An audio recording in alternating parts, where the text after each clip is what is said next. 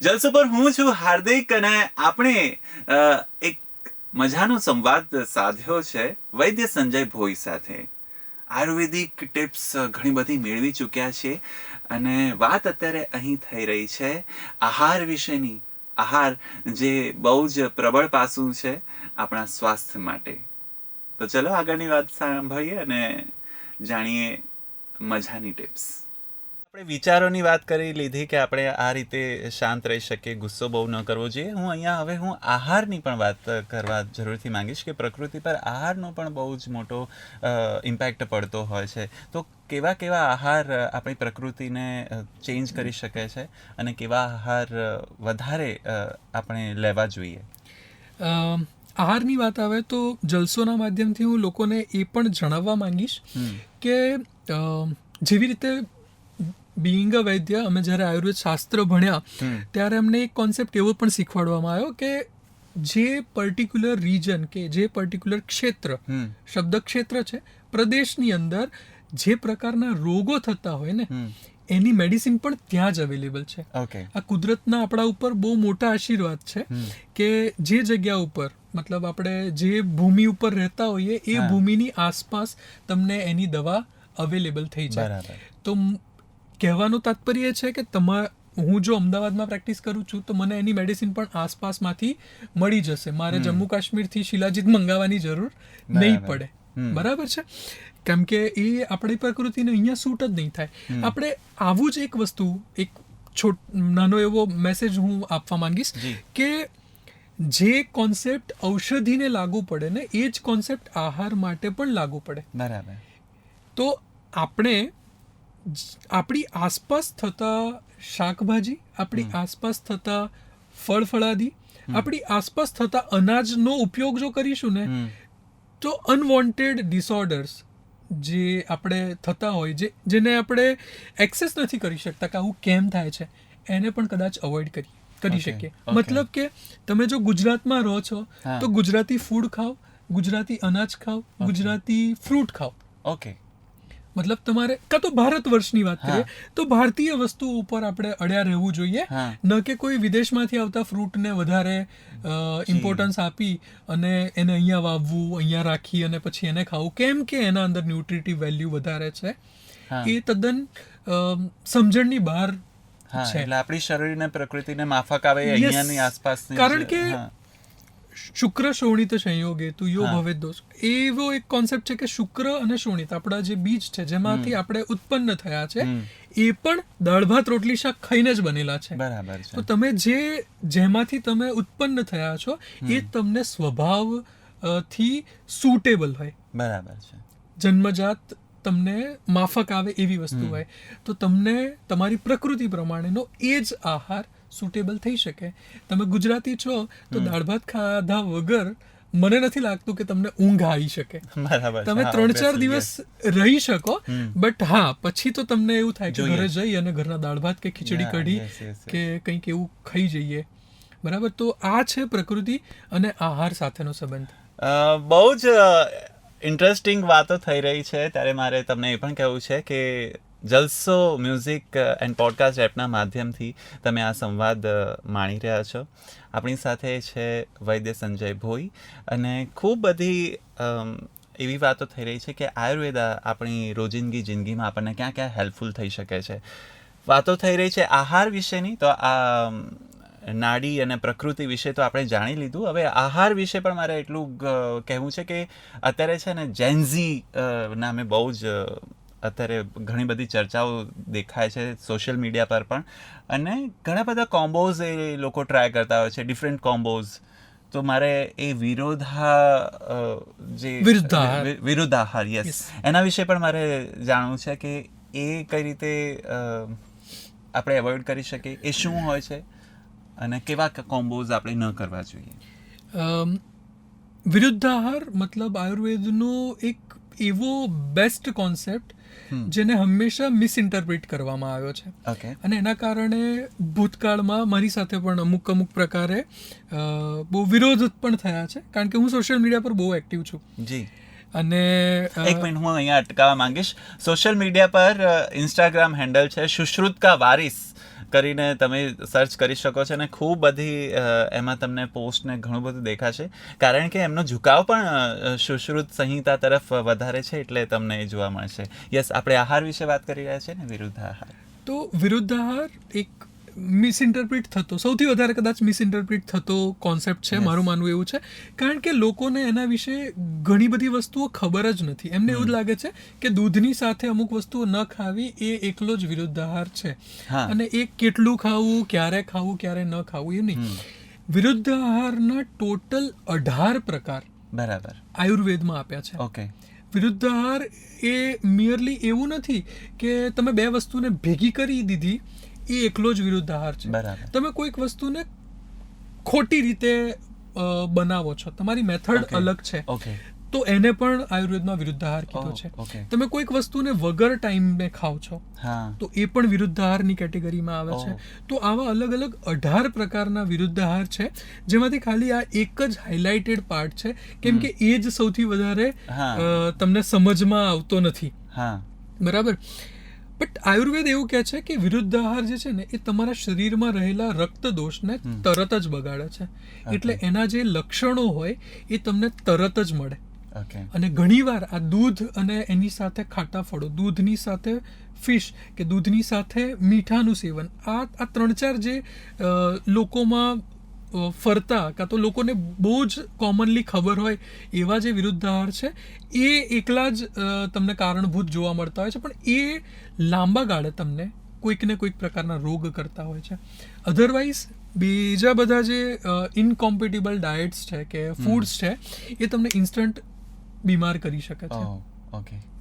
સો yes, એટલે સમયસર ન ખાવું એ પણ એક વિરુદ્ધ આહાર છે, અને તમે કેવી રીતે બનાવો છો એટલે આપણે એ બધું જાણવું જરૂરી છે કે આપણે આપણો સમય પણ જાળવીએ આયુર્વેદ પ્રમાણે, અને બનાવીએ તો એકદમ સાત્વિક રીતે, એકદમ સારી રીતે એને બનાવીએ, ને પાકેલું, પ્યોર પાકેલું ખાઈએ, કાચું ને એ બધું. યસ, કાચું તો કાચું, અને સાથે જલસોના માધ્યમથી બીજું એક મેસેજ પણ હું આપવા માંગીશ કે સ્પ્રાઉટ્સ જે છે ને એની ન્યુટ્રિટિવ વેલ્યુની વાત સાઈડ ઉપર કરીએ તો એ પચવામાં બહુ જ ભારે થતો ખોરાક છે.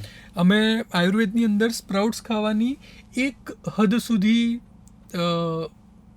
હું તો કોઈને સલાહ નથી આપતો, હું જ્યારે મારી વાત કરું ત્યારે, પણ હું બંધ જ કરાવતો હોઉં છું કે તમારે સ્પ્રાઉટ્સ ખાવાના જ નથી, કારણ કે ન્યુટ્રિશન એક અલગ પાર્ટ છે, એની વાત આપણે ફરી કોઈ દિવસ કરીશું. બટ જ્યારે વિરુદ્ધ આહાર કાં તો આહારની વાત આવે તો સ્પ્રાઉટ્સ ખાવાની હું તદ્દન મનાઈ કરતો હોઉં છું, અને ન્યુટ્રિશન એનામાં હશે નહીં હોય એ વાત છોડી દઈએ તો એ શરીરની અંદર ગુરુતા અને વાયુને ભરપૂર પ્રમાણમાં વધારતો હોય છે.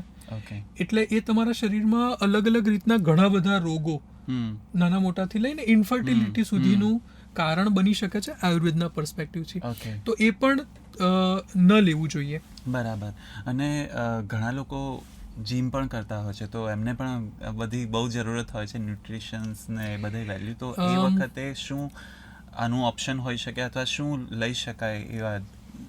જીમ માટે જે આપણે અત્યારે હાર્ટ એટેક જોઈએ છે, એક રિધમ છે which is called circadian rhythm. જો કદાચ તમે સાંભળ્યું હોય તો એના વિશે જો જાણો ને તો એ તમારા સન અને મૂનની સાથે તમારું બોડી કઈ રીતે કામ કરે છે એ બતાવે છે. હવે સર્કાડિયન રિધમ અત્યારે લોકોને ઘણી એવી રીતે ખબર પડવા લાગી છે, ઇઝી ઇન્ટરનેટ એક્સેસના કારણે લોકોને ખબર છે, અલગ અલગ પ્રકારના હેલ્થ કોચ આ બધી વિશે બહુ વધારે પડતી વાતો કરે છે. બટ આ વસ્તુ આયુર્વેદમાં બહુ પહેલાથી બતાવેલી છે, અને સૂર્ય અને ચંદ્રની સાથે તમારું સાતત્ય જો જળવાય તો તમે કઈ રીતે સ્વસ્થ અને લાંબુ જીવન જીવી શકો એ દર્શાવવામાં આવ્યું છે. જૈનિઝમ કાં તો જૈન લોકો સાંજે 6 વાગ્યા પછી કંઈ નથી ખાતા. એનું કારણ પણ આ જ આયુર્વેદનો સિદ્ધાંત છે કે જ્યારે સૂર્ય કાર્યરત હોય, મતલબ સૂરજની હાજરી હોય, ત્યારે તમારા શરીરનું પિત્ત કાં તો તમારા શરીરનું મેટાબોલિઝમ, તમારું ચયાપચય બહુ જ સારી રીતે એક્ટિવ હોય. મતલબ એ ટાઈમ ઉપર તમારા બોડીમાં જો કોઈ પણ ખોરાક જશે તો એ બહુ સારી રીતે પચી જશે. એટલા માટે સૂર્યોદય અને સૂર્યાસ્તની વચ્ચે તમારે તમારા મેજર મીલ્સ લેવાના હોય. બરાબર છે. આપણે અત્યારે ઉલટું કરીએ છીએ. ઓકે. જ્યારે મૂન, જ્યારે ચંદ્રમાં એક્ટિવ હોય, જ્યારે રાત હોય, સૂર્યાસ્ત થઈ જાય પછી જ આપણે આપણા હેવી મીલ લેતા હોઈએ છીએ. બરાબર. તો એ આપણી બીમારીનું સૌથી મોટું કારણ બની Okay. જતું હોય છે. સાથે સાથે દિવસ અને રાતની સાથે જે તમે જીમની વાત કરી, હા. એમાં પણ આયુર્વેદની જે દિનચર્યા છે હા. એને આપણે દિવસના ભાગને અને રાતના ભાગને એ 12 કલાકને 12 કલાક દિવસના 12 કલાક રાતના એ બેને ટોટલ 3 ભાગમાં ડિવાઈડ કરી શકીએ, વાયુ, પિત્ત અને કફ ના બરાબર. પ્રમાણે. મતલબ સૌથી પહેલો પ્રહર જે આવે એ કફનો આવે, ઓકે. સવાર. સવાર. બપોર જે આવે એ પિત્તની આવે, પિત્તની. અને સાંજ જે આવે એ રાતની આવે, અને બરાબર. ફરીથી રાતનો પણ આ રીતે. હા. તો જે કફનો કાલ છે ને, સવારનો, હા. એ કાલમાં જ તમને વ્યાયામ એટલે કે એક્સરસાઇઝ કરવાનું કીધું છે. બરાબર. મતલબ જીમ જો તમારે જવું જ હોય અને જીમની સાથે હેલ્ધી પણ રહેવું હોય, હા. મતલબ ફક્ત મસલ્સને પોપઅપ કરવા હમ. કાં તો એને પંપ કરી અને બતાવવું, એ જીમ નથી, એ વ્યાયામ નથી. બરાબર વ્યાયામ તમે જો હેલ્ધી રહેવા માટે કરવા માંગતા હા. હોય તો તમારું મોર્નિંગ વોક, હમ. તમારું જોગિંગ, તમારું બ્રિસ્ક વોક, તમારું gym, weight lifting, cardio, whatever, એ બધું જ દિવસમાં શરૂઆતના ટાઈમમાં થઈ જવું જોઈએ, સવારમાં થઈ જવું જોઈએ. બરાબર છે. કારણ કે સવારનો ટાઈમ જે છે, આખી રાતના તમે જે ભૂખ્યા રહ્યા હોય, ખાલી પેટ જે એક્સરસાઇઝ કરવામાં આવે હા. એ તમારા દોષોના બેલેન્સ માટે જરૂરી છે. બરાબર. જો તમારા શરીરમાં પેટમાં કોઈ પણ વસ્તુ પડી હોય, હમ. પાચિત કે અર્ધપાચિત, બરાબર. અને એ જ્યારે વ્યાયામ કરવામાં આવે અને એ સિસ્ટેમિક સર્ક્યુલેશનમાં જતી રહે તો તમારા બોડીનું કોલેસ્ટ્રોલ વધારી શકે છે, ઓ, ઓકે. તમને હાર્ટ એટેક લાવી શકે છે. હા. તમારા બોડીમાં જે જગ્યા ઉપર સેડિમેન્ટ થશે, હા. મતલબ જોઈન્ટથી લઈને વાળથી લઈને બધી જગ્યા ઉપર હા. એક પ્રકારનું ઓબ્સ્ટ્રક્શન ક્રિએટ કરી શકે છે. તમારા શરીરમાં 3 દોષોને બગાડી શકે છે, તમને કોઈ પણ પ્રકારના રોગ કરી શકે છે. હમ. બરાબર. તો જીમ જવાવાળા વ્યક્તિઓએ પણ જીમ ફક્ત ને ફક્ત સવારમાં કરવું જોઈએ, રાત્રે નહીં. કશું પણ ખાઈ લીધું પછી સાંજના ટાઈમે પણ નહીં. ઓકે. બહુ જ જાણવા જેવી વાત છે. મારે એક વાત પૂછવી છે કે ઉપવાસ પણ, જો ફૂડની જ વાત નીકળી છે, તો ઉપવાસ કેટલું અસર કરતું હોય છે વ્યક્તિના શરીર પર? ઉપવાસ કેટલા અસર કરતા હોય છે? હવે જે આપણે ફાસ્ટ લાઈફમાં જીવીએ છીએ અને ટિફિન ડબ્બા કલ્ચર આપણું છે, બધા મોસ્ટ ઓફ આપણી જનરેશન જે છે એ વર્કિંગ છે, મેલ એન્ડ ફિમેલ એઝ વેલ. તો બધા ડબ્બો લઈને જતા હોય, ડબ્બાની અંદર મોટા ભાગે ઠંડુ ખાવાનું આવતું હોય. તો જે જમવાની ક્વોલિટી છે, આપણે જે રીતે ચીઝ, પનીર, બટર અને એ બધા ફાસ્ટ ફૂડ ખાતા હોય છે, બ્રેડની બનેલી બેકરી આઇટમ ખાતા હોય છે, આ બધી જ પચવામાં બહુ ભારે હોય છે. હા. તો આના કારણે જે લોકોને પેટની અલગ અલગ સમસ્યાઓ રહેતી હોય છે, કોન્સ્ટિપેશન રહેતું હોય છે, આવા દરેક વ્યક્તિએ અઠવાડિયામાં નહીં તો 15 દિવસમાં એક ઉપવાસ કરવો જોઈએ. ઓકે. એને આયુર્વેદમાં લંઘનની કેટેગરીમાં આપવામાં છે. અલગ અલગ પ્રકારના 10 લંઘન કીધા છે, બરાબર. એમાંનું એક છે ઉપવાસ. ઓકે. લંઘન મતલબ શું કે શરીરમાં જે લાઇટનેસ લાવે, લાઇટનેસ મતલબ તમારી બોડીની એક એનર્જી મેન્ટેન રહે, તમારા શરીરમાં તમને લિથાર્જિક ફીલ ન થાય. હા. લિથાર્જિક નોટ ઓલવેઝ મીન કે તમને ન્યુટ્રિશનલ ડેફિશિયન્સી છે, તમારા શરીરમાં પોષક તત્વોની ઉણપ છે. આપણે બધા કામ કરતા વ્યક્તિઓ ડ્રાયફ્રૂટ્સ પણ એટલા ખાતા હોઈએ છીએ, ન્યુટ્રિશનનું એટલું ધ્યાન રાખતા હોઈએ છીએ, આપણા પેટનું ધ્યાન રાખતા હોઈએ છીએ, ફૂડ જે ખાતા હોઈએ છીએ એ પણ આપણે બહુ ધ્યાન રાખીને સારી એવી જગ્યાએથી લેતા હોય. સ્ટીલ તમારા બોડીમાં HB ઓછું આવે છે, B12 ઓછું આવે છે, કેલ્શિયમ ઓછું આવે છે, વિટામિન D ઓછું આવે છે. એ એના કારણે નથી કે તમે માલનરિસ્ડ કાં તો એક પોષક તત્વોની ઉણપવાળું ખાવાનું ખાવ છો, બરાબર. એ એટલા માટે છે કારણ કે તમારું પેટ એને પચાવવામાં સક્ષમ નથી, બરાબર. તો જ્યારે પેટની તાકાત હશે અને એ સારામાં સારો ખોરાક એબ્સોર્બ કરી શકશે તો આપોઆપ તમારા શરીરની ન્યુટ્રિશનલ વેલ્યુ જે છે એ વધી જશે. કારણ કે B12 છે, વિટામિન D3 છે, ઓલ્ધો એ મારા કોન્સેપ્ટ નથી, હું આ રીતે પ્રેક્ટિસ નથી કરતો, બટ જસ્ટ ફોર નોલેજ હું દર્શકોને કહીશ કે આ બધી વસ્તુઓ બોડી પોતે બનાવતી હોય છે. તો તમે જે પણ રો મટીરિયલ એને સપ્લાય કરો છો એમાંથી તમારી બોડી B12 બનાવશે. એટલા માટે એવું કહેવામાં આવે કે B12 ફક્ત ને ફક્ત તમને પ્રાણી જ પદાર્થો મતલબ એનિમલ ઓરિજિન જે હોય ઘી, દૂધ, નોનવેજ, એગ્સ, આ બધા વસ્તુમાંથી જ મળતું હોય. તો અત્યાર સુધી જે ગુજરાતી કલ્ચર કાં તો આપણું હિન્દુઇઝમ, સનાતન જે વેજીટેરિયન્સને પ્રમોટ કરતું હતું તો એ બધાને ન્યુટ્રિશનલ ડેફિશિયન્સી હતી? એવું નહોતું. સાથે અત્યારની જો સિનારીઓની વાત કરવામાં આવે તો જે લોકોના ડાયટમાં નોનવેજ વધારે છે, લાઈક અમુક સાઉથ ઇન્ડિયન્સ થઈ ગયા જે લોકો ફિશ ને બધું ખાતા હોય છે, પંજાબી, નોર્થ ઇન્ડિયન્સ થઈ ગયા, મરાઠી લોકો થઈ ગયા, ગુજરાતી સિવાયના લગભગ બધા લોકો નોનવેજ ખાતા હોય છે. અમુક સમાજ, અમુક ધર્મ પણ નોનવેજને પ્રમોટ પણ કરતું હોય છે. બટ ઓપીડીમાં, રોજિંદા જીવનમાં જ્યારે અમે જોતા હોય તો લોકો રિપોર્ટ લઈને આવતા હોય છે જેમના B12 બહુ જ ડાઉન હોય, જે લોકો નોન વેજીટેરિયન છે.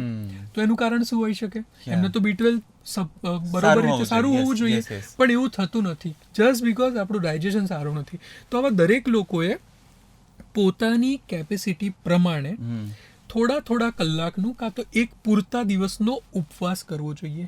અને ઉપવાસ જો તમે ધર્મની સાથે ન જોડો અને સ્વાસ્થ્ય સાથે જોડો તો ઉપવાસ મતલબ મીઠાવાળું ન ખાવું, ઉપવાસ મતલબ દિવસમાં એક જ વખત ખાવું, ઉપવાસ મતલબ ભગવાનને પ્રાર્થના કરીને સાંજે 56 ભોગ ખાવા, એવું નહીં. ઉપવાસ મતલબ તમારા બોડીને એક આરામ આપવો, જેના કારણે તમે આખો મહિનો કાં તો જે 10-15 દિવસના ગેપમાં તમે જે ઉપવાસ કરો છો એ બધા જ ટોક્સિન્સ મટીરિયલ કે જે જમા થયેલા તમારા શરીરમાં છે એને પચાવવાનું કામ કરો. મતલબ તમારા પેટને આરામ આપો.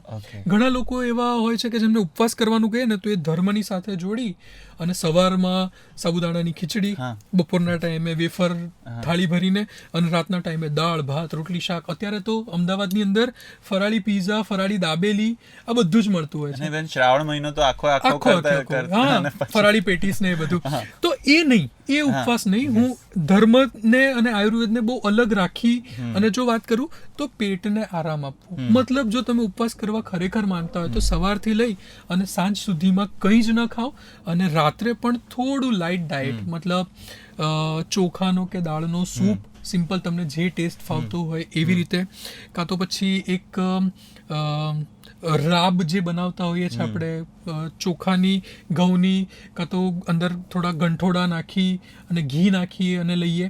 તો આવી કોઈક લાઇટ ડાયટ, લિક્વિડ કાં તો સેમી સોલિડ ટાઈપ, ઢીલી ખીચડી જેને તમે નાખો તો થાળીમાં ફેલાઈ જાય, આવું કંઈક ડાયટ રાતના ટાઈમે લો. આવું જો 24 કલાક કરો તો એ ઉપવાસની કેટેગરીમાં આયુર્વેદિકલી કન્સિડર કરી શકાય અને એ તમને અલગ અલગ પ્રકારના બધા શરીરમાં બેનિફિટ કરી શકે. ઘણું બધું નોંધવા જેવું છે. હું તો કહું છું ચોપડી લઈને બેસી જાઓ અને લખતા જાઓ શું શું કરવા જેવું છે ને શું શું નહીં. આનાથી તમારું સ્વાસ્થ્ય ઘણું સારું રહેશે. આમની મહારતો તો ઘણા બધા વિષયો પર છે. એમનું એક ખૂબ એમને મનગમતો વિષય છે રેટિના. સો મારે એના વિશે પણ પૂછવું છે કે એના કઈ રીતના પેશન્ટ્સ આવતા હોય છે, એની કઈ રીતની સારવાર તમે કરતા હોવ છો?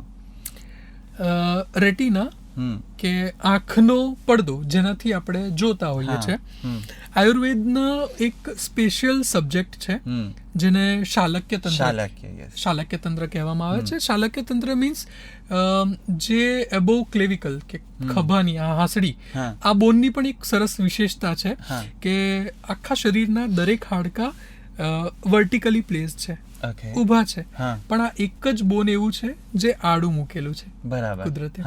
એની ઉપર જેટલા પણ રોગો થતા હોય છે એનો અધિકાર શાલક્યમાં આવતો હોય છે. અને એના પણ 3 ડિવિઝન છે જેમાં ઓફથેલ્મોલોજી, ENT અને ઓરોડેન્ટિસ્ટ્રી આ આવતું હોય છે.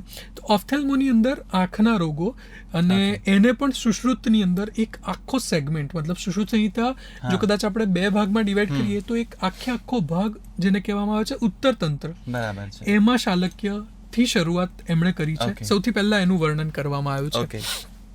તો એના અંદર આંખના અલગ અલગ 76 મતલબ 76 રોગો એમાં બતાવવામાં આવ્યા છે અને એમાં 12 રોગો એ તમારા વિઝનની સાથે રિલેટેડ છે. બરાબર છે. તમારા જોવાની સાથે કે તમને ત્રાસુ દેખાય છે, જેને આપણે ચશ્મા માટે કહેતા હોય છે, તિમિર કહીએ આપણે આમ સાદી ભાષામાં, આયુર્વેદની ભાષામાં, સોરી. ચશ્મા માટેના જે પ્રકાર છે એ બધા. હવે એના અંદર આંખનો કોર્નિયાનો ભાગ ઉપર જે આપણે કીકી કહીએ ત્યાંથી લઈ અને ટોટલ વિઝ્યુઅલ ફિલ્ડ મતલબ પડદા સુધી એ ઇમેજ જે ક્રિએટ થાય છે એને બ્રેઇન એનાલિસિસ કરે છે. ત્યાં સુધીનો પાથવે પૂરો વિઝ્યુઅલ ફિલ્ડ જે છે એને કન્સિડરેશનમાં લઈ અને અલગ અલગ સેગમેન્ટ પ્રમાણે ટ્રીટમેન્ટ કરવામાં આવતી હોય છે. બરાબર. અને એ પડદાના અલગ અલગ બહુ બધા રોગો છે જેને રેટાઇના કે મોડર્ન આસ્પેક્ટથી કહેવામાં આવે છે. એના ઇન્વેસ્ટિગેશન બહુ બધા છે. મોડર્ન પેરેલલ સાયન્સ બહાર છે. ઓફકોર્સ કે એમના મશીન્સ બહુ એમનો પાવરફુલ હોય છે, બહુ સારા એવા વેલ ઇક્વિપ્ડ એમના ક્લિનિક્સ હોય છે. તો ઘણા બધા રોગો like diabetic retinopathy, glaucoma, macular degeneration, macular oedema, macular hole, retinal detachment, આ બધા કે પડદો ખસી જવો, પડદામાં કાણું પડી જવું, પડદો સુકાય છે, પડદાની નસ સુકાય છે, બરાબર, આંખોની નસ સુકાય છે, આ બધા અલગ અલગ પ્રકારના રોગો છે. એમાં એમની પાસે ટ્રીટમેન્ટ જે છે ને એ બધી સર્જિકલ છે. અને આયુર્વેદની આ સાઇટ એમાં બહુ મોટું એવું કામ કરી શકે એવી છે અને અનએક્સપ્લોર્ડ ફિલ્ડ છે. ઘણા બધા લોકો આમાં કામ કરે છે, બટ એ બધા જ સર્જરી વધારે પ્રિફર કરતા હોય છે. જ્યારે હું એના અંદર ઉલટો છું. હું એમાં મેડિસિન, અને હું એક નહીં, ઘણા બધા એવા લોકો છે જે ગુજરાત અને પૂરા ભારત વર્ષમાં, સાઉથની અંદર તો ઘણી બધી મોટી મોટી રેસિડેન્શિયલ હોસ્પિટલ્સ પણ છે જે આના અંદર બહુ સારું એવું કામ કરે છે. એમાં મેડિસિન્સ, દવાઓ આપીને અને આંખોને લગતા અમુક અમુક કર્મ, તમે પંચકર્મનું નામ સાંભળ્યું હશે, એવી રીતના અમુક અમુક કર્મ જેને અમે ક્રિયાકલ્પની કેટેગરીમાં લેતા હોઈએ છીએ.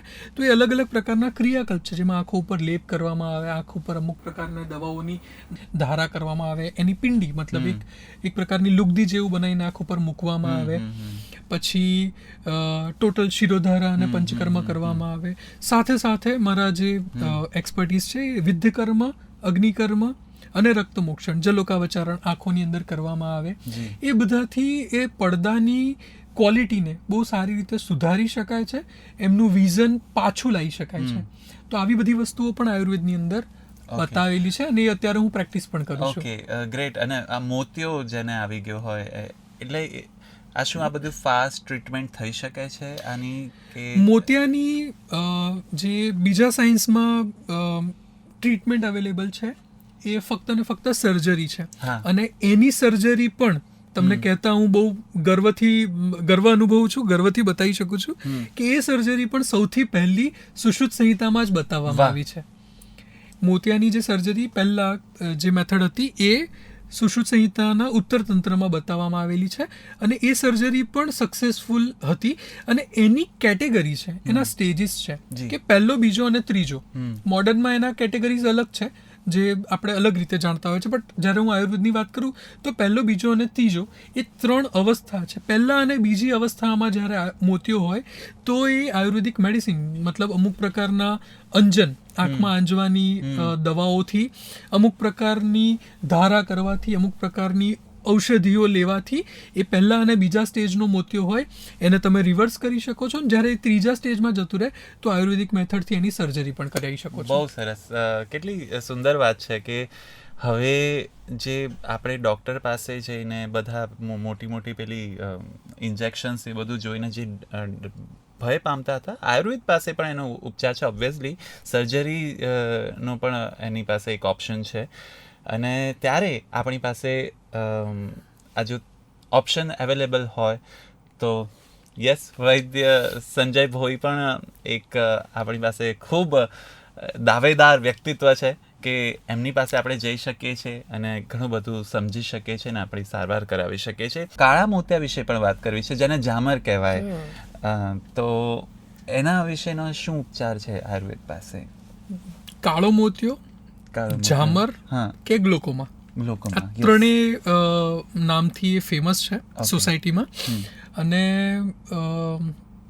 એની પણ ટ્રીટમેન્ટ આયુર્વેદમાં બહુ સારી એવી બતાવેલી છે. અલગ અલગ સ્ટેજ જે થતા હોય. ગ્લોકોમા અત્યારે બહુ મોટો એવો ચેલેન્જિંગ ડિઝીઝ છે દરેક ઓફથેલ્મિક સર્જન માટે કે ઓફથેલ્મિક પ્રેક્ટિશનર માટે, ત્યારે આયુર્વેદની અંદર એમાં એના ઉપર કામ કરતા જે પરિબળો છે, સમજો હાર્દિકભાઈ કે આયુર્વેદ છે ને, જે રીતે પહેલાં પણ કીધું, એ એક નિદાન ઉપર કે એક ખૂટતી કડી ઉપર કામ કરતો વિષય છે. એમાં એવું ના થાય કે તમને તાવ આવ્યો છે તો સિમ્પલ એક you just pop up a pill અને તમારું કામ થઈ જશે. અમારે ઘણી બધી વસ્તુઓ જોવી પડે કે તમને કેમ આવ્યો છે. એ જ્યાં સુધી ખબર ના પડે ત્યાં સુધી તમને પિન પોઈન્ટ સોલ્યુશન આપતા ટાઈમ લાગે. બરાબર છે. તો એવી રીતે ગ્લોકોમા એ પ્રોગ્રેસિવ ડિસીઝ છે, લાંબા ગાળે થતો. એ ઓવરનાઇટ તમે ઊંઘ્યા અને થઈ ગયું. હા, એના સિમ્ટમ ઓવરનાઇટ હોઈ શકે. મતલબ તમે ઊંઘ્યા અને સવારે ઉઠ્યા અને યુ ફીલ કે બધું બ્લેક કેમ દેખાય છે, કાં તો કંઈ દેખાતું કેમ નથી. આ ગ્લોકોમાની એક સડન સાઇન છે. તમારું સડન વિઝન લોસ થઈ શકે, અનબેરેબલ પેઇન થઈ શકે, તમને માથાનો દુખાવો ભયંકર થઈ શકે. આ બધા ગ્લોકોમાના લક્ષણો છે. એની સાથે તમારું વિઝન જરા બ્લર થવા લાગે, કાં તો ફ્લેશ તમને જોવા મળે. આ બધા અલગ અલગ પ્રકારના લક્ષણો, તમારા સિમ્ટમ તમને ડેવલપ થઈ શકે બેઝડ ઓન પેથોજીનેસિસ. તમારી આંખોમાં કઈ રીતનો ગ્લોકોમા થયો છે એના ઉપર. એના અલગ અલગ પ્રકાર છે, ક્લોઝડ વન, ઓપન વન, એ રીતે. કઈ ઉંમરે આ જોવા મળે છે? વેરિએશન આમ તો અલગ અલગ પ્રકારની ઉંમરોમાં હોય, બટ મોટા ભાગે આ ગ્રુપ જે આપણે કહીએ એ ઓલ્ડ એજમાં વધારે જોવા મળે. રેરલી 20 થી 30ની અંદર પણ જોવા મળતું હોય છે, બટ મોટા ભાગે 40ની ઉપર જ જોતા હોઈએ છીએ આપણે. ઘણા એવા કિસ્સા છે જેમાં 1-2 કિસ્સામાં મેં 30ની ઉપર પણ જોયું છે, બટ મોટા ભાગે 40ની ઉપર જ વધારે જોવા મળતું હોય છે. આ ઉંમરની વાત નીકળી છે તો મારે એ પણ પૂછવું છે કે જેમ જેમ ઉંમર વધતી જાય છે એમ તકલીફો પણ શરીરની વધતી જતી હોય છે. ખાસ કરીને ઉંમર લાયક વ્યક્તિઓને ઢીંચણની તકલીફ, પછી પગની એડી દુખતી હોય, હાડકાની સમસ્યા વધારે હોય, કમર રહી જતી હોય છે. તો એના માટે શું કરી શકાય આયુર્વેદિક હેલ્પ લઈને? જુઓ, વયને આપણે 3 ભાગમાં ડિવાઈડ કરીએ તો બાલ, યુવા અને વૃદ્ધ. બરાબર.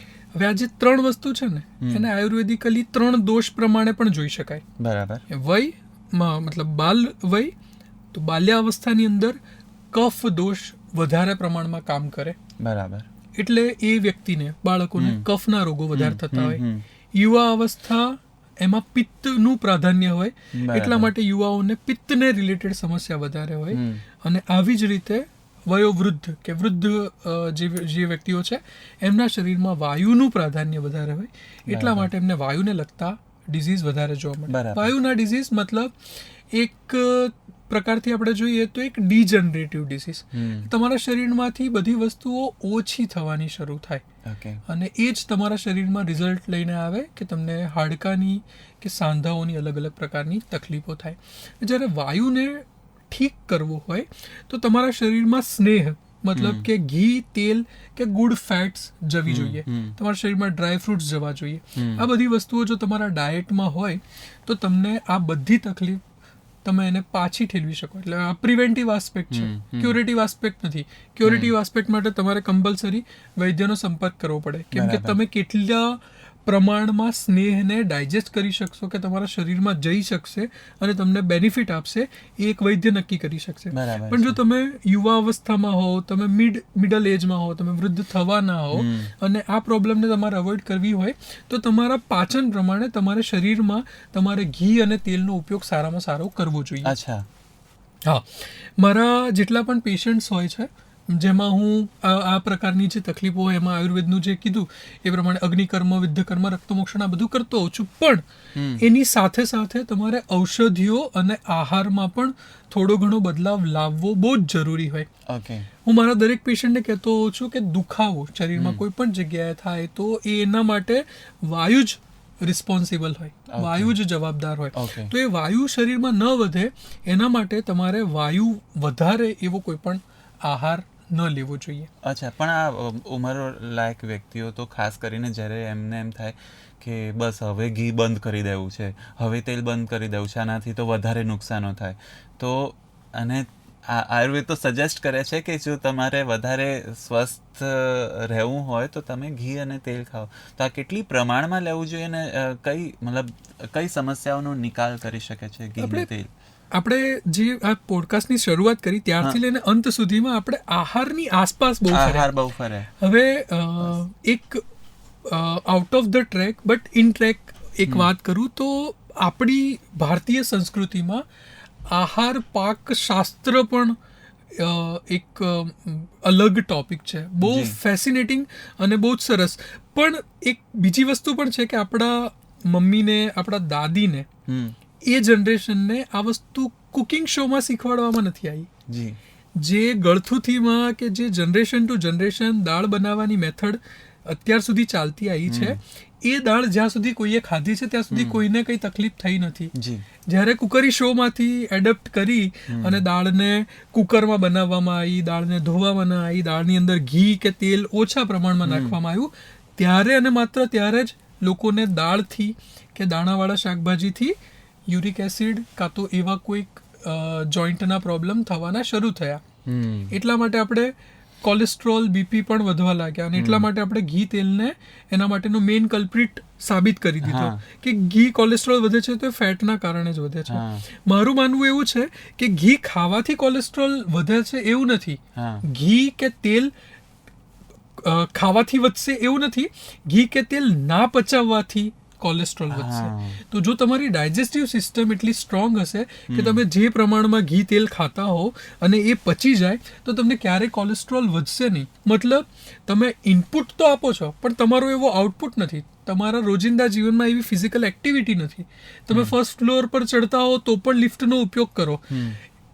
તમારા રોજિંદા જીવનમાં સ્પેશિયલ ખાલી પોણો કલાક તમે એક્સરસાઇઝ માટે ફાળવો અને બાકીના ટાઈમ તમે ટેબલ ઉપર પડ્યા ને પાથર્યા રહો તો એ ઓબ્વિયસ વસ્તુ છે કે તમારા બોડીમાં કોલેસ્ટ્રોલ અને બીજા મેટાબોલિક વેસ્ટને વધારશે. તમારી બોડીની જેટલી એક્ટિવિટી સારી હશે. જૂના જમાનામાં લોકો મજૂરી બહુ જ કરતા હતા, ખેતરમાં કામ કરવા, દાઢી કરવું, ઘરના કામ. મેલ ઘરની બહાર કામ કરતા હતા અને ફિમેલ ઘરના બધા જ કામ જાતે કરતા હતા. આજે આપણે આ એક હાસીને પાત્ર વસ્તુ છે કે આપણા ઘરના ફિમેલ્સ જે છે એ લોકો જીમ જાય છે શોખ માટે કે હું વજન ઉતારું, અને ઘરમાં કામવાળા બાઈ આવતા હોય કચરા પોતું અને વાસણ કરવા માટે. કચરા પોતું કરવું ને એ એક અલગ જ પ્રકારનો એક્સરસાઇઝ છે. તમને એક જાણી કદાચ અચંબો લાગશે કે આશ્ચર્ય પામશો તમે. મારા ફિમેલ પેશન્ટ જે લોકો 8મા અને 9મા મહિનામાં પ્રેગ્નન્ટ હોય છે એમને હું એવું કહેતો હોઉં છું કે બેઠા બેઠા પોતું અને કચરો કાઢો. બરાબર છે. જેનાથી તમારા પેલ્વિક ફ્લોરના જે મસલ્સ છે એ થોડા રિલેક્સ થાય, થોડા સ્ટ્રેચ થાય અને એ 9મા મહિના પછી તમારી નોર્મલ ડિલિવરી માટે તમને હેલ્પફુલ થઈ શકે. ઓકે.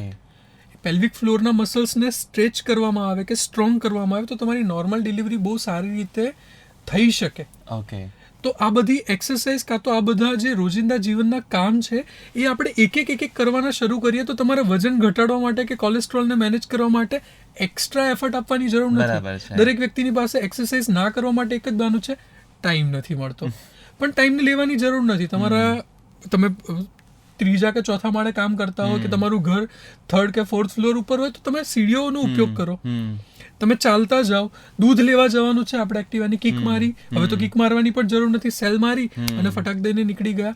તો આ બધી વસ્તુઓને બને એટલી અવોઇડ કરી અને ફિઝિકલી એક્ટિવ થઈએ તો આ ઘી તેલ નથી પચતા કે ઘી તેલના કારણે કોલેસ્ટ્રોલ વધે છે એ આપણી આળસના કારણે વધે છે. તો એને તમે અવોઇડ કરી શકો. અને ઘી અને તેલનું પ્રમાણ પર્સન ટુ પર્સન વેરી કરશે.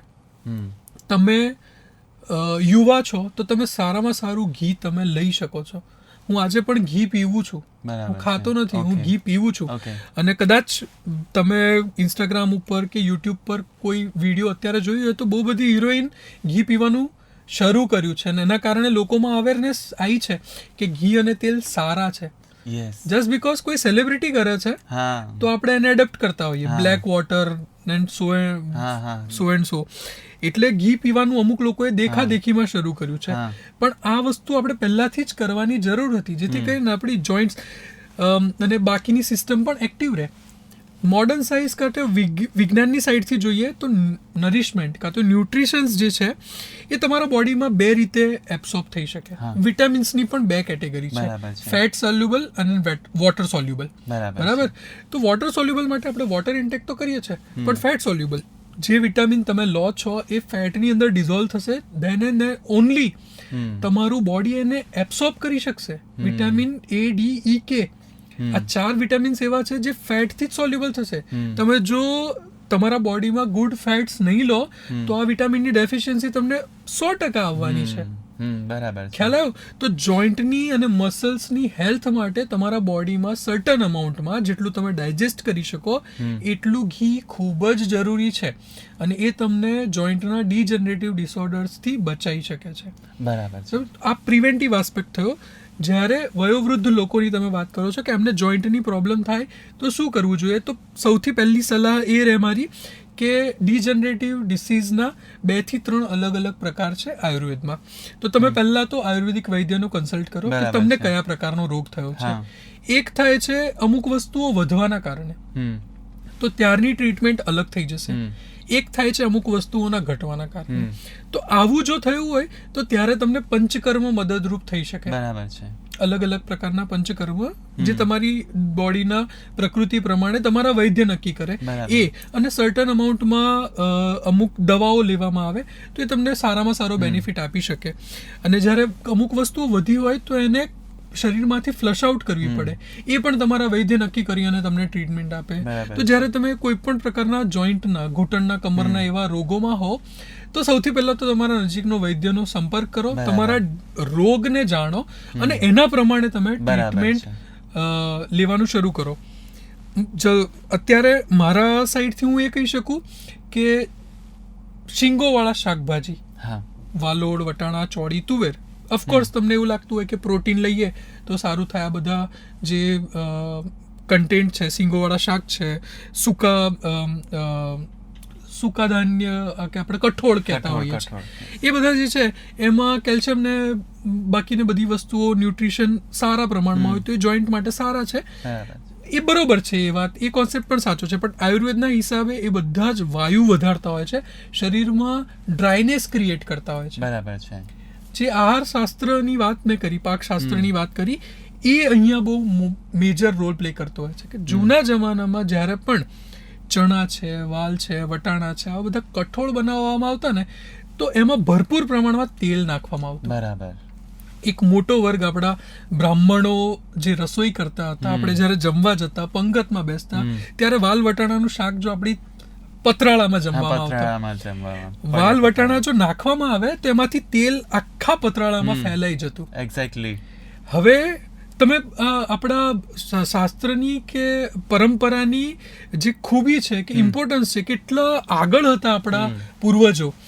વાયુ વધારે છે આવા ખોરાક, તો વાયુનો સૌથી મોટો દુશ્મન સ્નેહ છે, ઘી કે તેલ. તો આવા કઠોળ જ્યારે પણ બનાવવામાં આવતા ત્યારે એમાં તેલ ભરપૂર પ્રમાણમાં નાખવામાં આવતું. જ્યારે તમે એને ખાઓ તો એ ફેટ સોલ્યુબલ સાથે તમારા શરીરમાં પ્રોટીનને પણ પૂરતા પ્રમાણમાં પહોંચાડતું. બરાબર છે. પણ હવે આપણે ઘી અને તેલ માટે એટલા બધા અવેરનેસ ક્રિએટ કરી દીધી છે કે ઘી તેલને એટલા મોટા દુશ્મન સમજી બેઠા છે કે આપણે કઠોળની ન્યુટ્રિશન વેલ્યુ તો જોઈએ છે પણ આપણે ઘી તેલ એમાં નથી નાખતા. બરાબર છે. અને એ રીઝન છે કે બોડીની અંદર બહુ બધા મેટાબોલિક ડિસઓર્ડર શરૂ થઈ જતા હોય છે. એ જ કઠોળ તમારા બોડીની અંદર પ્રોટીનની સાથે એવું ગજબનું વિચિત્ર એમાલ્ગમેશન તૈયાર કરતા હોય છે કે તમારા કિડનીને પણ ખરાબ કરે, તમારા ડાયજેસ્ટિવ સિસ્ટમમાં આખો દિવસ બ્લોટેડ રહેવું. કઠોળ તો તમારી રોજિંદી થાળીમાં હોય જ, ટિફિનમાં પણ એવું થાય કે આપણે ખાલી કોરા ચણા કુકરમાં બનાવીએ, બાફેલા, અને એની સાથે સલાડ બનાવીને લેતા હોઈએ છીએ. પણ એ જ્યારે લેવામાં આવે તો શરીરમાં ભયંકર રીતે વાયુ વધારતો હોય અને એના કારણે તમને આખો દિવસ તકલીફ રહેતી હોય. એ લાંબા ગાળે તમને બહુ મોટા મોટા રોગો પણ કરી આપતું હોય. તો એક સલાહ એ પણ રહે કે જ્યારે પણ કઠોળ બનાવવામાં આવે તેમાં સારા પ્રમાણમાં તેલ નાખી અને બનાવવામાં આવે. ભલે તમે એ તેલને ખાઓ નહીં, બરાબર, પણ એને બનાવવાની મેથડ તેલની સાથે જ બનવી જોઈએ. તો એની પૂરેપૂરા પાચક તત્વો તમારા શરીરમાં, પોષણ તત્વો તમારા શરીરમાં જશે અને તમને લાભ કરશે. એકદમ પરફેક્ટ અને બહુ જ જાણવા જેવી વાત હતી. જો આ તો મેટાબોલિઝમની વાત થઈ ગઈ, હવે હું ઇમ્યુન સિસ્ટમની પણ થોડીક નાનકડી વાત કરવા માંગીશ કે ઇમ્યુનિટી આપણા ઘણા બધાની ખોરવાઈ જતી હોય છે અને તરત ને તરત શરદી, તાવ, ઉધરસ, ખાસ કરીને સિઝન બદલાય શરદી ને ઉધરસ તરત જ થઈ જતા હોય છે. તો જો ટૂંકમાં આનું સમજવું હોય કે આ વારે ઘડીએ શરદી થઈ જતી હોય તો ઘરગથ્થુ ઇલાજ શું હોઈ શકે આ શરદીના? ઇમ્યુનિટી એક એવો શબ્દ છે જેના વિશે લગભગ 2019 કે 19 સુધી કદાચ જવલ્લે જ લોકોને ખબર હતી કે ઇમ્યુનિટી શું છે. કોરોનાની મહેરબાની થઈ કે ઇમ્યુનિટી માટે દરેક લોકો સજાગ થઈ ગયા અને એને જો આયુર્વેદમાં સમજવી હોય તો આપણે સ્વસ્થ સાથે જ સમજી શકીએ. કેમ કે આયુર્વેદના 2 મોટો મેં જેમ પહેલા કીધું, સ્વસ્થ છે સ્વાસ્થ્ય રક્ષણમ, કે એક સ્વસ્થ વ્યક્તિને સ્વસ્થ રાખવું. આમાં ઇમ્યુનિટીનો બહુ મોટો રોલ છે અને એના માટેના અલગ અલગ ગુડ કન્ડક્ટ્સ તમને કીધા છે કે આટલી વસ્તુઓ ખાવાની, આટલી વસ્તુઓ નહીં ખાવાની, આટલી વસ્તુઓ કરવાની, આટલી વસ્તુઓ નહીં કરવાની. આટલું જો પાલન કરવામાં આવે ને તો ઓટોમેટિકલી તમારી ઇમ્યુનિટી બિલ્ડઅપ. બરાબર. એના માટે કોઈ સ્પેશિયલ ટાસ્ક કરવાની જરૂર નથી. જે તમારા માટે સારું છે એ કરવામાં આવે તો તમારી ઇમ્યુનિટી ઓટોમેટિકલી બિલ્ડઅપ થઈ જશે. શરૂઆતમાં મેં જે ખાવાનું કીધું કે આટલી આટલી વસ્તુઓ જે તમારા પ્રાંતમાં થતી હોય એ લેવામાં આવે, એવી જ રીતે લેવામાં આવે, બરાબર, તો એ તમારી ઇમ્યુનિટીને બિલ્ડઅપ કરી શકે. સાથે સાથે ખોરાકની જે વાત કરીએ, કેમ કે ઇમ્યુનિટી તમારું બોડી બનાવે છે, એ મેડિસિન સાથે એનો કોઈ લેવા દેવા નથી. બરાબર છે. એક સર્ટન કે સટલ વેમાં માઇનર તરીકે તમારા બોડીની અંદર મેડિસિન ચેન્જ લાવી શકે ઇમ્યુનિટી બિલ્ડઅપ કરવામાં કે તમને હેલ્ધી કરવામાં. બટ ખોરાકનો બહુ મેજર રોલ પ્લે હોય છે ઇમ્યુનિટી બિલ્ડઅપ કરવામાં. તો સ્વસ્થ તરીકે આયુર્વેદની અંદર જે શ્રેષ્ઠ વસ્તુ કીધી છે ને એ છે ષડરસ અભ્યાસ. ષડરસ મતલબ તમે કોઈ પણ ખાવાનું ખાઓ ને એને આપણે 6 રસોમાં ડિવાઈડ કરી શકીએ. મધુર, અમ્લ, લવણ, કટુ, તિક્ત, કષાય. મીઠો, ખાટો, ખારો, તીખો, કડવો અને તુરો. આ 6 રસ સિવાય 7મો રસ નથી તમારા ડાયટમાં. બરાબર છે. તો આ 6 રસનો બેલેન્સ ડાયટ જો તમે લો તો તમારી બોડીની બધી જ પોષક તત્વોની ઉણપ એ બધી જ રિઝોલ્વ થઈ શકે, તમને એનર્જી મળી શકે, તમારી ઇમ્યુનિટી બિલ્ડઅપ થઈ શકે. બરાબર છે. હવે એક ગુજરાતી તરીકે હું બહુ પ્રાઉડ વાત તમને કહું ને તો આપણી જે ગુજરાતી દાળ છે ને એના અંદર આયુર્વેદ તરીકે તમે જુઓ ને તો 6 રસો ઉપલબ્ધ છે. બરાબર. મતલબ કે જો એક દાળ, તુવર દાળ આપણે જે બનાવીએ, દાળ અને ભાત ભેગા કરીને આપણે ખાતા હોઈએ છીએ, એ દાળ આપણી ગળી પણ છે અને ખાટી પણ છે. અને દાળની અંદર પોતામાં 5 રસ અવેલેબલ છે. જે રસ અવેલેબલ નથી એને આપણે ગુજરાતી ઢબે જ્યારે બનાવીએ ત્યારે એના અંદર 6થો રસ પણ એડ થઈ જાય છે, જે ખાટો છે એ. તો એ ખટ મીઠી ગુજરાતી ઢબે બનેલી દાળ જો રોજિંદા જીવનમાં આપણે ઉપયોગ કરવામાં આવે તો એ પણ તમારી ઇમ્યુનિટી બિલ્ડઅપ કરવામાં તમને મદદરૂપ થઈ શકે. શિયાળાનો ટાઈમ ચાલે છે હાર્દિકભાઈ, અને આપણા ઘરમાં, દરેક ઘરમાં પ્લેટફોર્મના એક ખૂણાની અંદર કાચની બરણીમાં આમળા આથેલા પડ્યા હોય છે. આમળા અને હરડે આ 2 ઔષધ દ્રવ્યો છે. આમળાનો ઉપયોગ દરેક ઘરમાં એક આહાર વર્ગ તરીકે પણ કરવામાં આવતો. લોકો આ ચ્યવનપ્રાશ પણ ખાતા હોય છે, આમળાનો મુરબ્બો પણ બનાવતા હોય છે, આપણે આથેલા આમળા પણ ખાતા હોય છે. આમળા આથવા પાછળનું પણ આ લોજિક છે કે આમળાની અંદર પણ 5 રસ છે. લવણ વર્જિત પંચરસ. મતલબ કે ખારો રસ નથી. એટલા માટે આપણા પુરખાઓની કે પૂર્વજોની ખૂબી જુઓ કે એમની ઇન્ટેલેક્ચ્યુઅલ લેવલ તમે જુઓ, મીઠાની અંદર મીઠાના પાણીમાં આમળાને આથવામાં આવે તો 6 રસ આમળામાં આવી જાય. તમે જ્યારે એક આમળું ખાઓ દિવસનું તો એ તમારા બોડીની અંદર 6 ષડરસ અભ્યાસ, મતલબ શરીરમાં 6 રસો લઈ જઈ શકાય આથેલા આમળાથી. તો આવી આ 6 રસોની કે બેલેન્સ, આપણે યુવાનો હોઈએ કે બાળક હોઈએ તો કડવો રસ નથી ખાતા હોતા, ગળ્યું કોઈકને વધારે ભાવે, કોઈકને તીખું. તો એક રસ જ્યારે વધારે પડતા લેવામાં આવે તો એ દરેક રસથી કે મતલબ એ ટેસ્ટ જે ભાવતો હોય છે એ વધારે પડતો લેવાથી પણ અમુક પ્રકારના રોગો થતા હોય છે. એનાથી પણ તમે બચી શકો અને 6 રસને એક સરખા અમાઉન્ટમાં સારી એવી રીતે બેલેન્સ કરીને સમજી વિચારીને આપણે લઈએ તો તમારી ઇમ્યુનિટી પણ સ્ટ્રોંગ થઈ શકે અને તમે લાંબા ગાળા સુધી હેલ્ધી રહી શકો. તમને જે રિકરન્ટ એલર્જીસ થતી હોય છે, ગટ ઇશ્યુઝ રહેતા હોય છે, એ બધાથી પણ તમે તમારી જાતને બચાવી શકો છો. અને શરદી ઉધરસ માટે? શરદી ઉધરસ એક બહુ એક રીતે કહેવામાં આવે તો બહુ કોમ્પ્લેક્સ ડિઝીઝ છે. બટ જ્યારે તમને એ ફક્ત ને ફક્ત શિયાળામાં થતા હોય, બટ જો રિકરન્ટ ન થતા હોય, મતલબ શિયાળો આવે કાં તો ઋતુ બદલાય ત્યારે થોડા દિવસ માટે થઈને પછી સેટલ થઈ જાય, તો એક તો પહેલાં એને આઈડેન્ટિફાય કરવું કે વાયુથી છે, પિત્તથી છે કે કફથી છે. જો મેજર તમને લાગે તો મારી સલાહ એવી જ રહે કે કોઈ નજીકના વૈદ્યનો સંપર્ક કરી અને એમની પાસેથી જ દવા લેવી. તમને ભલે ગમે તેટલું ખબર હોય પણ પોતાની બુદ્ધિ વાપર્યા વગર ગેટ યોર સેલ્ફ ચેક્ડ કે તમને કયા પ્રકારનું છે. કેમ કે તમે મારી પાસે જો શિયાળામાં શરદી લઈને આવો તો એના કારણો અલગ હોઈ શકે, ઉનાળામાં લઈને આવો તો એના કારણો અલગ હોઈ શકે, ચોમાસામાં લઈને આવો તો એના કારણો અલગ હોઈ શકે. તો દવાઓ તો તમારે નથી જ લેવાની. વિધાઉટ પ્રિસ્ક્રિપ્શન, વિધાઉટ વૈદ્યની હેલ્પ તમે દવાઓ ન લો એ સલાહ ભર્યું છે. જો ઘરગથ્થુ ઉપચારની વાત આવે તો શરદી જ્યારે થાય ત્યારે એક જે રીતે મેં કીધું કે ઉપવાસ, એકાદ દિવસ થોડો લાઇટ ડાયટ કાં તો લિક્વિડ ડાયટ કે સેમી સોલિડ ડાયટ લેવો, એ સલાહ ભર્યું. થોડું લવિંગ કે એલચી લેવી, એ તમને મદદરૂપ થઈ શકે. છીકો વધારે આવતી હોય તો લવિંગ અને એલચીનો ઉપયોગ ટાળવો.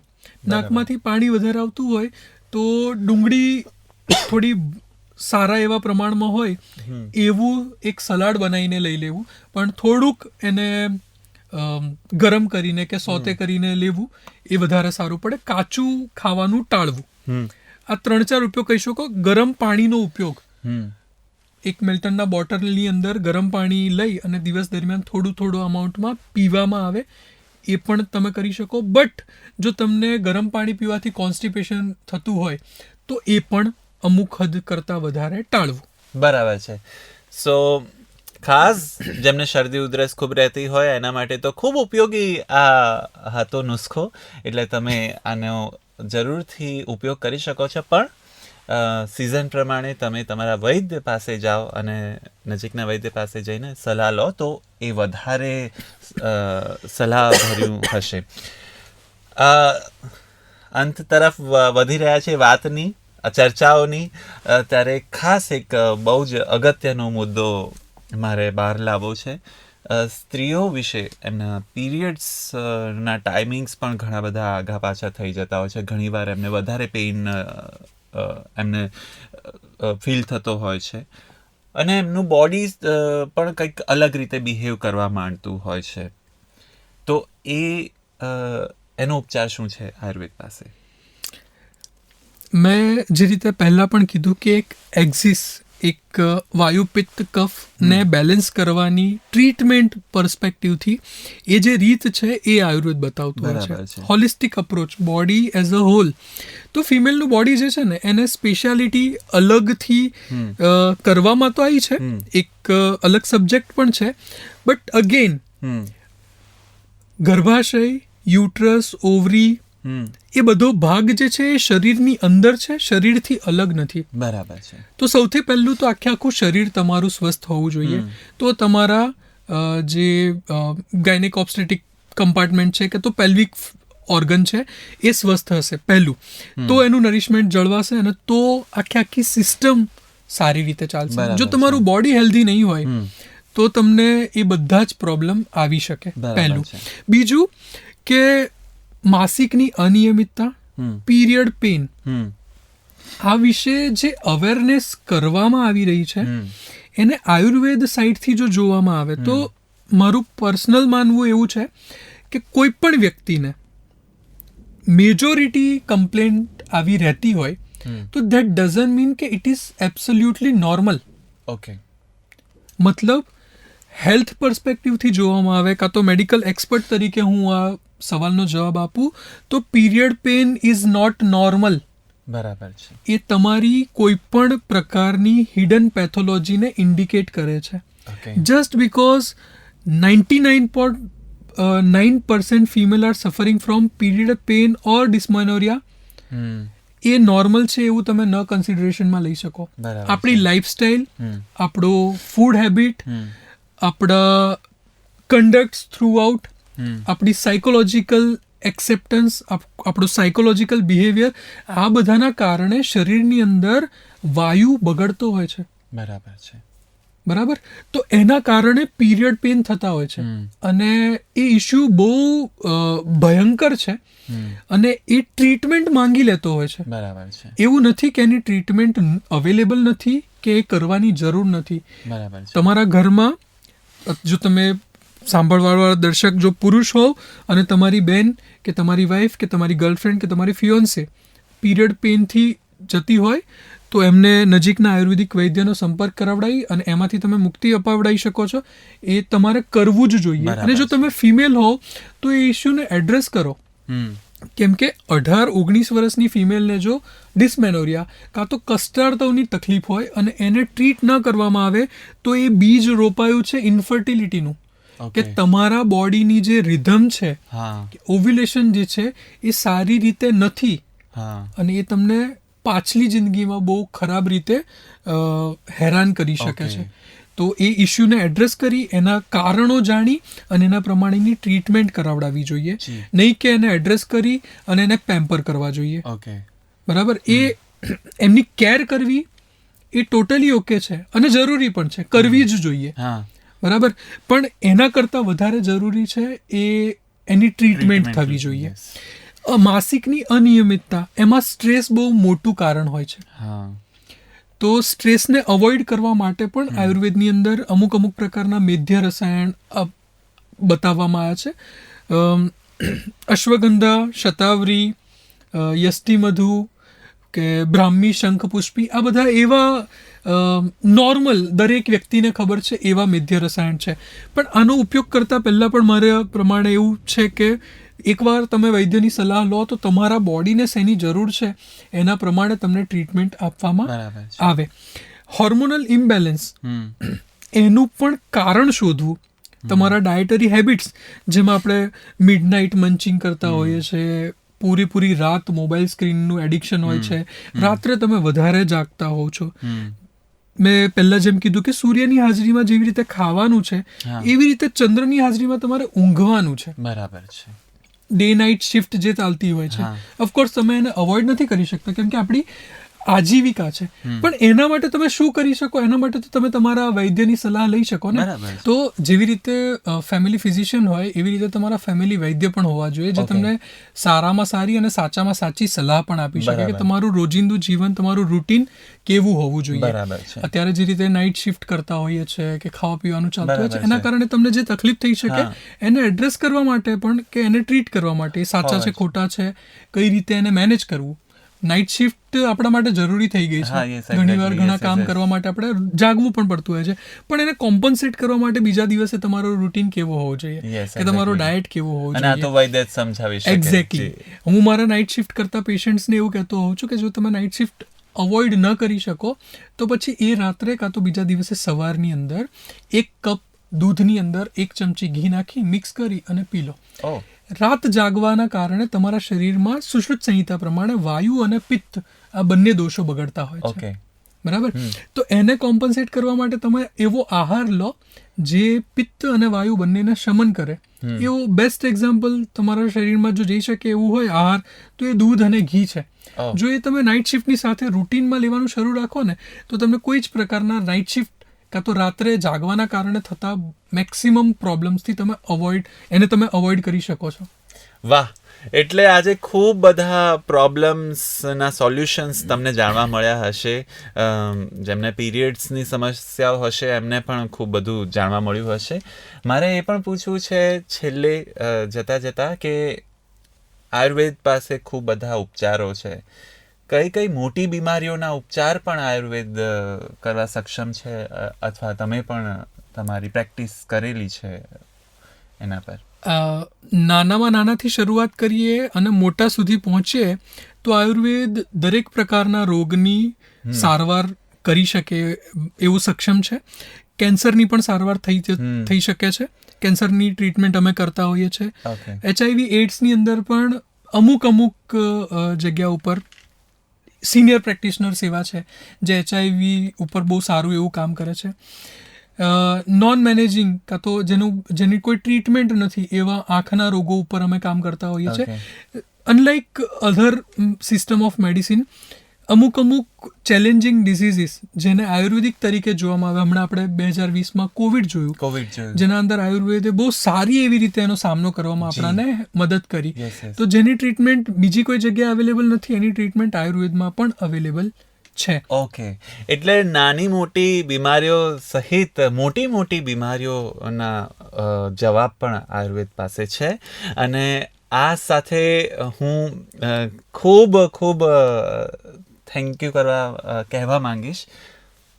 અને આ સાથે હું ખૂબ દિલથી થેન્ક યુ કહેવા માંગીશ વૈદ્ય સંજય ભોઈને કે અમારી સાથે જોડાયા. એ પણ જાણવા માંગીશ કે હાલ એમની પ્રેક્ટિસ ક્યાં ચાલી રહી છે, જેથી કરીને તમે પણ જો મુલાકાત લેવા માંગતા હોવ તો એમને મળી શકો છો. મારા જે ક્લિનિકનું નામ છે કે ફર્મનું નામ છે એ છે શ્રીકલા આયુર્વેદ, અને હાલમાં એની 4 શાખાઓ કાર્યરત છે. મુખ્ય શાખા મારા હોમટાઉનમાં છે લુણાવાડામાં. હું અમદાવાદમાં પણ પ્રેક્ટિસ કરું છું, અને સાથે મહિનામાં 1 દિવસ દિલ્હી અને 1 દિવસ મુંબઈ માટે પણ ફાળવેલો છે. જી, તો તમે મુલાકાત તો લઈ જ શકો છો રૂબરૂ. એ પણ કરી શકો છો તમે કે અહીંયા જે વિડીયો તમે જોયો એની નીચે કમેન્ટ્સ કરીને પણ ખૂબ બધા પ્રશ્નો પૂછી શકો છો. આઈ એમ શ્યોર કે તમને પણ ખૂબ બધી સમસ્યાઓ હશે, તમને પણ ખૂબ બધા પ્રશ્નો મનમાં ઉપજ્યા હશે. એ બધા જ પ્રશ્નોનો જવાબ કદાચ તમને મળી જાય.